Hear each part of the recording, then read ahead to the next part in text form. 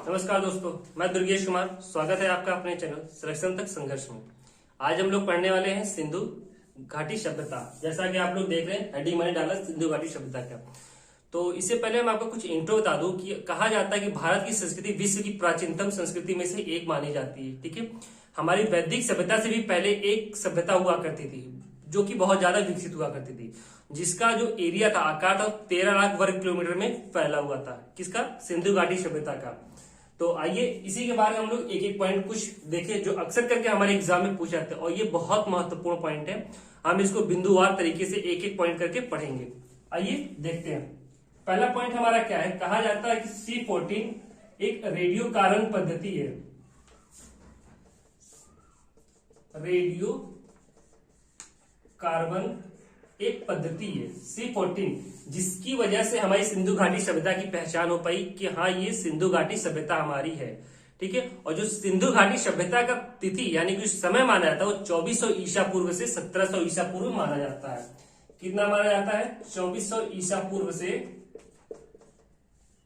1700 ईसा पूर्व माना जाता है इसकी तिथि, या तो आप कह सकते हैं इसका जो समय था, या फिर इसकी तिथि 2400 से 1700 ईसा पूर्व इसकी जो काल माना जाता है। ठीक है, जो सिंधु घाटी सभ्यता हमारी थी, इसका जो आकार था वो त्रिभुजाकार था। ठीक है, ट्राइंगल की शेप में था।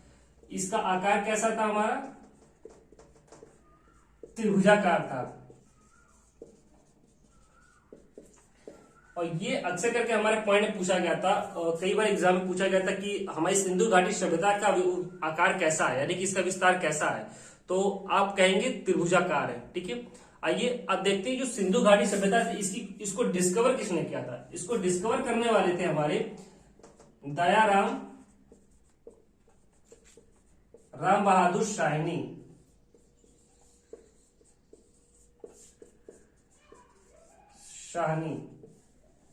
ठीक है, इन्होंने इसकी क्या की थी? खोज की थी। ठीक है, ये किस ईयर में खोज की थी? 1921 में।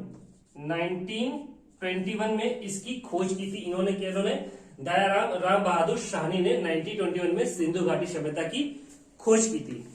आइए इसी क्रम में हम लोग कुछ और इंपॉर्टेंट पॉइंट्स देखते हैं जो हमारे सिंधु घाटी सभ्यता से रिलेटेड है। ठीक है, अगर हम बात करें सिंधु घाटी सभ्यता से कि ये 4 हिस्सों में डिवाइड था। ठीक है, 4 हिस्सों में अगर हम इसकी बात करें तो इसका जो विस्तार था सिंधु घाटी सभ्यता का वो कैसा था, हम आपको दिखाते हैं। जैसे कि हमारी डायरेक्शन वाइज अगर माने, हमारा ये ईस्ट हो जाता है, ये नॉर्थ, ये साउथ और ये हमारा वेस्ट। तो जो इसका विस्तार हमारा हुआ करता था, ये 4 डायरेक्शन में ये लाइज करती थी हमारी सिंधु घाटी सभ्यता। ठीक है, तो जो पहला हमारा है जो नॉर्थ वाला हिस्सा वो चिनाब नदी के किनारे। ठीक है, चिनाब नदी, अखनूर, मांदा। ठीक है, क्या है हमारा? चिनाब नदी, अखनूर एक प्लेस है मांदा में। ठीक है, और ये कहां बिलोंग, ये चीजें कहां पे हमारी? जम्मू कश्मीर में। ठीक है, जो नॉर्थ वाला हिस्सा हमारा है वो चिनाब नदी के किनारे, अखनूर एक प्लेस है मांदा में जो जम्मू कश्मीर में पड़ता है, यहाँ पे ये लाई करता है। दूसरा हिस्सा जो हमारा आता है ईस्ट वाला, ये आलमगीरपुर। ठीक है, आलमगीरपुर एक हिंडन नदी है। ठीक है, प्लेस जो आलमगीरपुर है वो मेरठ में है। कौन सा प्लेस है? आलमगीरपुर। हिंडन नदी के किनारे, और ये प्लेस कहां है हमारा? मेरठ में है। ठीक है, ये प्लेस हमारा कहां है? मेरठ में, आलमगीरपुर। जो साउथ वाला हिस्सा हमारा आता है वो गोदावरी नदी के किनारे है। कहां पे है? गोदावरी नदी। और ये किस प्लेस में पड़ती है? दाइमाबाद में पड़ती है। दाइमाबाद, ये दाइमाबाद। और इसका जो प्लेस है वो बताया जाता है अहमदनगर, और कौन सा है? महाराष्ट्र। अहमदनगर और महाराष्ट्र।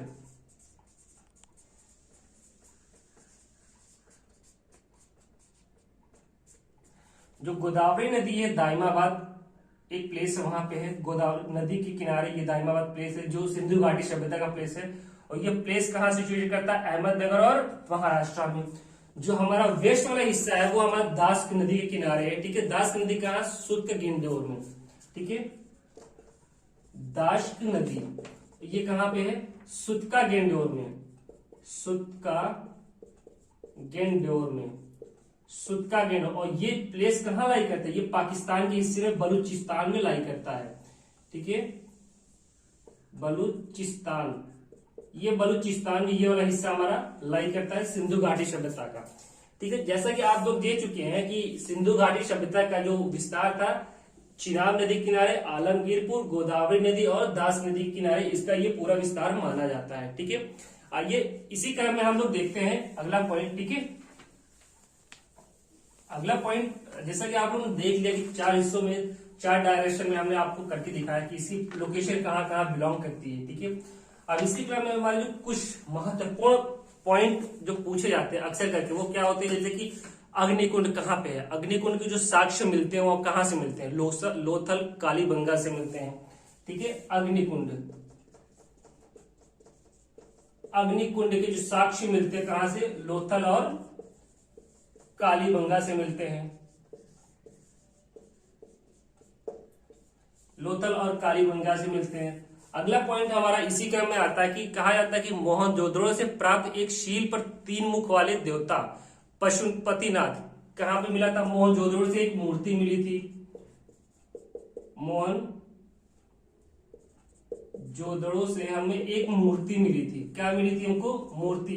अब वो 3 मुख वाले देवता थे, 3 मुख वाली मूर्ति मिली थी। ठीक है, वो 3 मुख वाली जो मूर्ति मिली थी उसमें कहा जाता है कि उनके चारों ओर जो थे हाथी, गेंडा, चीता एवं भैंसा विराजमान थे।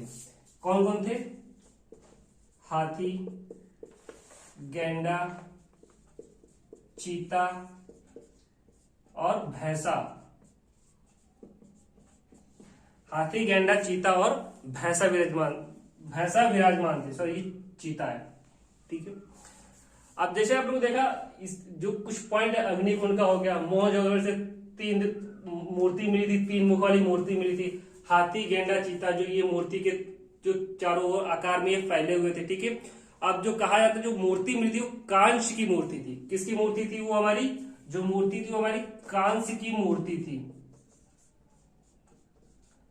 ये जो मूर्ति हमारी मिली थी ये हमारी मूर्ति किसकी थी, कांस्य की मूर्ति कही जाती है। ठीक है, अब जो कहा जाता है जो सिंधु घाटी की जो लिपि थी वो क्या थी, हमारी सिंधु घाटी की भाव चित्रणात्मक लिपि थी। कौन सी लिपि थी, भाव चित्रणात्मक लिपि थी, और ये दाई से बाई ओर लिखी जाती थी।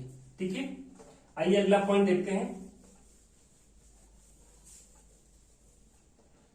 जो इसकी लिपि थी, जो इसका लिखने का वो था, जैसे हम लोग लिपि ये की क्या थी, भाव चित्रात्मक, और ये कैसे लिखी जाती है, ये हमेशा दाई से बाई ओर लिखी जाती थी। ठीक है,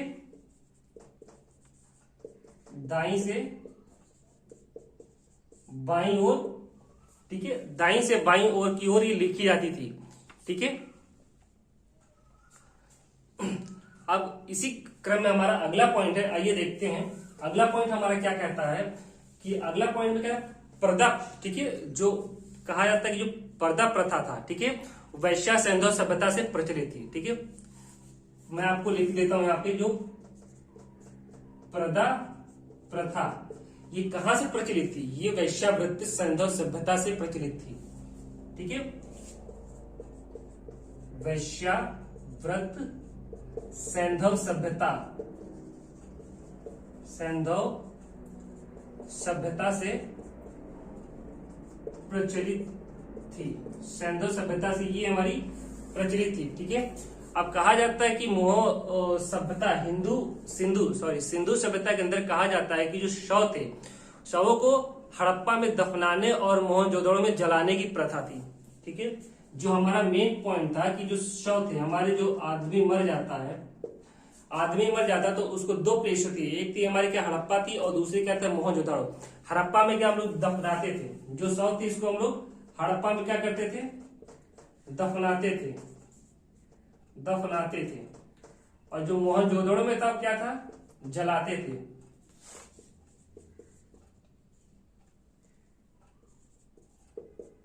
मोहनजोदड़ो में हम लोग इसको जलाते थे। तो इसी प्रकार देखिए, जैसा कि आप लोग देखा कि शवों को दो भागों में हम लोग कैसे, एक हड़प्पा थी एक मोहनजोदड़ो। हड़प्पा में दफनाने की प्रथा प्रचलित थी और मोहनजोदड़ो में जलाने की प्रथा प्रचलित थी। ठीक है, अब जैसे कि इसी क्रम अगर हम देखें, हमारा अगला पॉइंट जो आता है कि कहा जाता है जुते हुए खेत। जुते हुए खेत जो है वो किस चीज के, मतलब किसकी नक्काशदारी होती है या फिर ये कहां से हमारे मिलते हैं। ठीक है, तो जुते हुए खेत हुए, नक्काशदारी ईंटों का जो प्रयोग कहा तो हुआ कालीबंगा से। जुते हुए खेत, नक्काशदारी जो ईंट हमारे मिलती थी, ये कहां से हमारी सब मिली थी, ये सब हमारी कहां से मिली थी, कालीबंगा से। कालीबंगा से सारी चीजें हमारी कहां से प्राप्त हुई थी, कालीबंगा से हमारी सारी चीजें प्राप्त हुई। और ऐसा भी कहा जाता है कि जो स्नान घर सिंधु सभ्यता की सबसे बड़ी इमारत हुआ करती थी। ठीक है, जो स्नान घर यानी कि जो हमारे नहाते थे, जैसे हमारे वहां तो देखा जाए तो छोटे छोटे बाथरूम होते हैं, हम लोग नहा लेते हैं, लेकिन सिंधु सभ्यता इतनी विकसित थी कि वहां का जो बाथरूम था यानी कि बाथ टब जिसे कहा जाता, बहुत बड़ा सा था, बहुत बड़ा था। ठीक है, बहुत विशाल था, सबसे बड़ी इमारत मानी जाती थी। ठीक है, स्नान गृह वहां की स्नान गृह सबसे बड़ी हुआ करती थी। ये अक्सर करके सबसे ज्यादा क्वेश्चन पूछा जाता है, सबसे बड़ी स्नान गृह वहां पे हमारे कहां पे सिंधु सभ्यता में प्रचलित थी।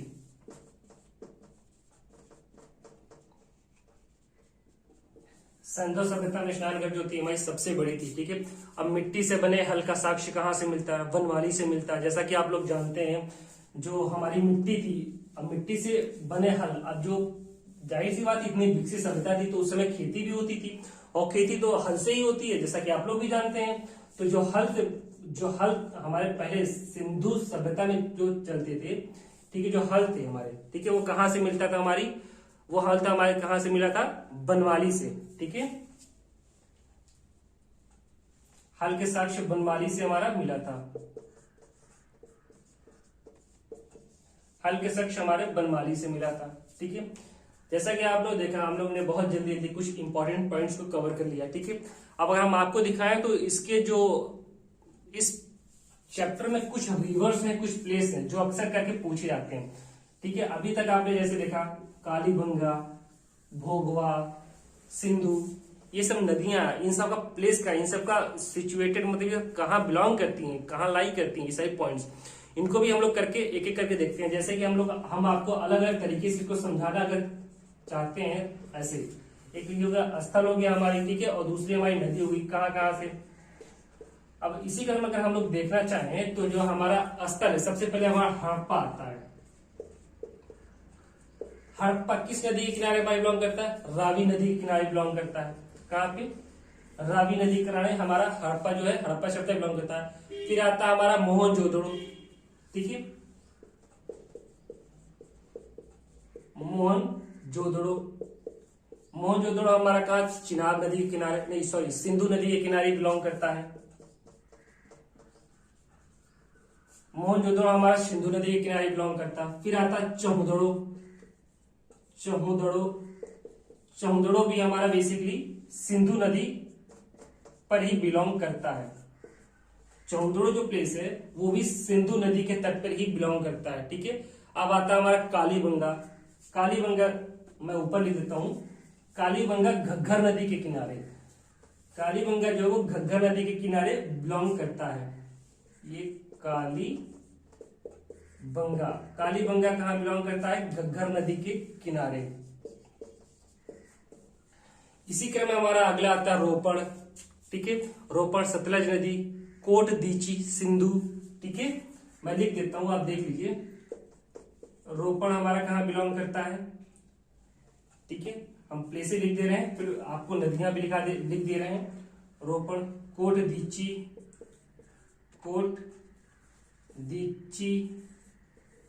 रोपड़ जो है हमारा कहां बिलोंग करता है, सतलज नदी, सतलज नदी पे। कोट दीची हमारा सिंधु नदी पे बिलोंग करता है, कोट दीची हमारा सिंधु नदी बिलोंग करता है। एक लास्ट जो बहुत ज्यादा फेमस है, लोथल भोगवा नदी के किनारे पे पड़ता है। ठीक है, बहुत फेमस प्लेस है हमारा लोथल, जो कि भोगवा नदी के किनारे पड़ता है। ठीक है, आइए देखते हैं कैसे। लोथल लोथल ये हमारा कहाँ पड़ता है, भोगवा नदी के किनारे,